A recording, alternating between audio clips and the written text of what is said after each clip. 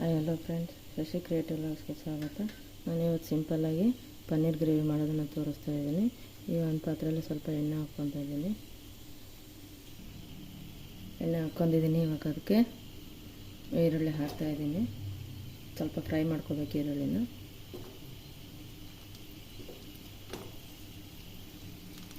ಈರುಳ್ಳಿ ಹಾಕ್ಕೊಂಡಿದ್ದಾಯಿತು. ಇವಾಗ ಟೊಮೆಟೊನ ಹಾಕ್ತಾಯಿದ್ದೀನಿ. 2 ಟೊಮೆಟೊನ ತೊಗೊಂಡಿದ್ದೀನಿ.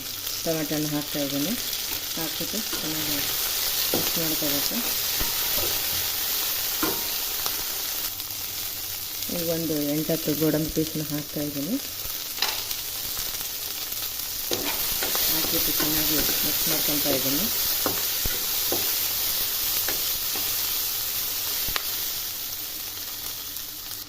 ಈ ಥರ ಇದು ಕಲರ್ ಚೇಂಜ್ ಆಗುತ್ತನ್ನ ಫ್ರೈ ಮಾಡ್ಕೋಬೇಕು. ಕಲರ್ ಸ್ವಲ್ಪ ಚೇಂಜ್ ಆಗಬೇಕು. ಈ ಥರ ಕಲರ್ ಚೇಂಜ್ ಆಗುತ್ತೆ ಹುರ್ಕೊಂಡು ಎತ್ತಿಟ್ಕೋಬೇಕು. ಇದನ್ನು ಇವಾಗ ಇದು ಆಗಿದೆ. ಇದನ್ನು ತೆಗೆದು ಸ್ವಲ್ಪ ಆರಿಸ್ಬೇಕು. ಆರಿದ್ಮೇಲೆ ಮಿಕ್ಸರ್ಗೆ ಹಾಕ್ಕೋಬೇಕು. ಈಗ ಅದೇ ಪಾತ್ರೆಗೆ ಇನ್ನೂ ಸ್ವಲ್ಪ ಎಣ್ಣೆ ಹಾಕ್ತಾಯಿದ್ದೀನಿ. ಸ್ವಲ್ಪ ಎಣ್ಣೆ ಹಾಕ್ತಾಯಿದ್ದೀನಿ. ಎಣ್ಣೆ ಹಾಕಿದ್ಮೇಲೆ ಒಂದು ಸ್ವಲ್ಪ ಅರಿಶಿನ ಪುಡಿನ ಹಾಕ್ತಾಯಿದ್ದೀನಿ.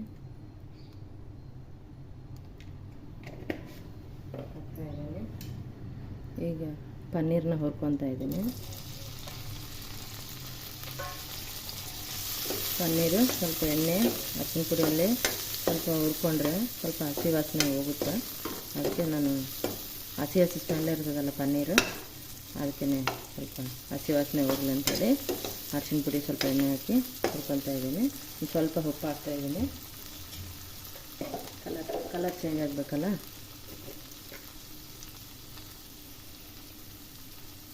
ಸ್ವಲ್ಪ ಉಪ್ಪು ಹಾಕ್ತಾಯಿದ್ದೀನಿ. ಅಂದರೆ ಪನ್ನೀರು ಹಸಿ ವಾಸನೆ ಇರ್ತದಲ್ಲ, ಹಾಗೆ ಹಾಕಿದರೆ ಹಸಿ ವಾಸನೆ ಆಗುತ್ತೆ, ತಿನ್ನೋಕ್ಕೆ ಹೋಗೋದಿಲ್ಲ. ಅದಕ್ಕೆ ಸ್ವಲ್ಪ ಅರಿಶಿನ ಪುಡಿ, ಉಪ್ಪು, ಎಣ್ಣೆಯಲ್ಲಿ ಫ್ರೈ ಮಾಡ್ಕೊತಾ ಇದ್ದೀನಿ.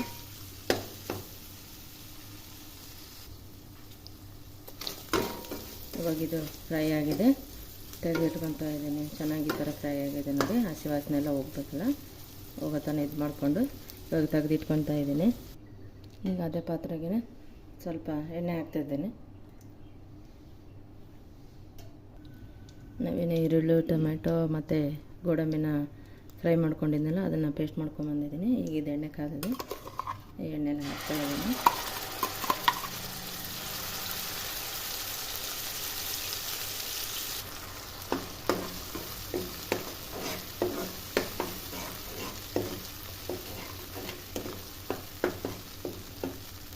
ಈ ಥರ ಹಾಕಿದ್ದೀನಿ.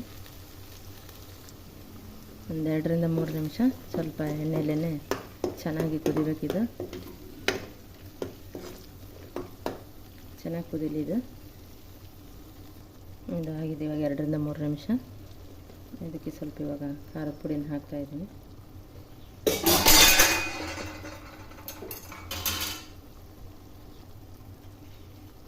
ಸ್ವಲ್ಪ ಉಪ್ಪು ಹಾಕ್ತಾಯಿದ್ದೀನಿ.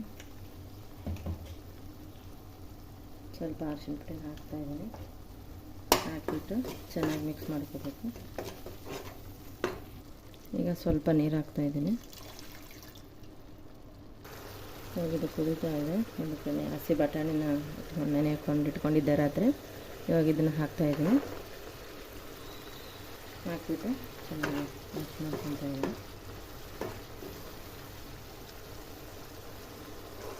ಇವಾಗ ಇದು ಕುದೀತಾ ಇದೆ. ಇದಕ್ಕೆ ಸ್ವಲ್ಪ ಹಸಿ ಕೊತ್ತಂಬರಿನ ಹಾಕ್ತಾಯಿದ್ದೀನಿ. ಹಾಕಿಬಿಟ್ಟು ಮೇಲ್ಗಡೆ ಸ್ವಲ್ಪ ಗರಂ ಮಸಾಲ ಹಾಕ್ತಾಯಿದ್ದೀನಿ. ಇದು ಇವಾಗ ಚೆನ್ನಾಗಿ ಕುದೀತಾ ಇದೆ. ಅದಕ್ಕೆ ನಾನು ಪನ್ನೀರೇನು ಹುರಿದಿಟ್ಕೊಂಡಿದ್ನಲ್ಲ, ಅದನ್ನ ಇವಾಗ ಇದರಲ್ಲಿ ಹಾಕ್ತಾಯಿದ್ದೀನಿ.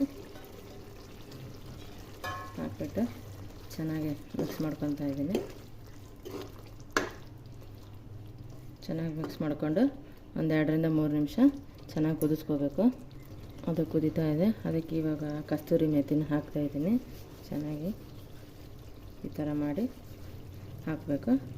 ಲಾಸ್ಟಿಗೆ ಹಾಕ್ತಾಯಿದ್ದೀನಿ. ಇದು ಹಾಕಿಬಿಟ್ಟು ಚೆನ್ನಾಗಿ ಮಿಕ್ಸ್ ಮಾಡ್ಕೋಬೇಕು.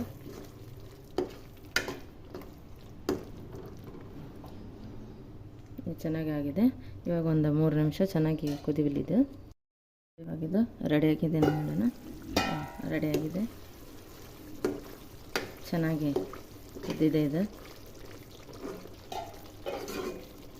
ನೋಡಿ. ಚೆನ್ನಾಗೆಲ್ಲ ಎಣ್ಣೆ ಬಿಟ್ಟಿದೆ ಮೇಲ್ಗಡೆ, ಚೆನ್ನಾಗಿ ಕುದ್ಕೊಂಡಿದೆ. ಆಗಿದೆ, ಇವಾಗ ಇದಾಗಿದೆ. ಗ್ಯಾಸ್ ಆಫ್ ಮಾಡ್ಕೊತಾ ಇದ್ದೀನಿ. ಸಿಂಪಲ್ಲಾಗಿ ಪನ್ನೀರ್ ಗ್ರೇವಿನ ಮಾಡೋದನ್ನು ತೋರಿಸಿದ್ದೀನಿ. ಚೆನ್ನಾಗಾಗಿದೆ ನೋಡಿ. ನೀವು ಒಂದ್ಸರಿ ಟೇಸ್ಟ್ ಮಾಡಿ ನೋಡಿ, ಮನೇಲಿ ಮಾಡಿ ನೋಡಿ, ಹೇಳಿ ಹೇಗಿದೆ ಅಂತೇಳಿ. ಈಗ ಸಿಂಪಲ್ಲಾಗಿ ಪನ್ನೀರ್ ಗ್ರೇವಿ ರೆಡಿಯಾಗಿದೆ. ಇದ್ರ ಜೋಡಿ ಇವಾಗ ನಾನು ಚಪಾತಿನ ತೊಗೊತಾ ಇದ್ದೀನಿ ನೋಡಿ. ಈ ವಿಡಿಯೋನ ಕೊನೆವರೆಗೂ ಸ್ಕಿಪ್ ಮಾಡದೆ ನೋಡಿ. ವಿಡಿಯೋ ನೋಡಿ ಹೇಗಿತ್ತು ಅಂತೇಳಿ ಕಮೆಂಟ್ ಮುಖಾಂತರ ತಿಳಿಸಿ. ನಿಮ್ಗೆ ಇಷ್ಟ ಆದರೆ ಲೈಕ್ ಕೊಡಿ, ಶೇರ್ ಮಾಡಿ, ಕಮೆಂಟ್ ಹಾಕಿ. ಇನ್ನೂ ಯಾರು ನಮ್ಮ ಚಾನಲ್ನ ಸಬ್ಸ್ಕ್ರೈಬ್ ಆಗಿಲ್ಲ, ಸಬ್ಸ್ಕ್ರೈಬ್ ಆಗಿ. Thank you.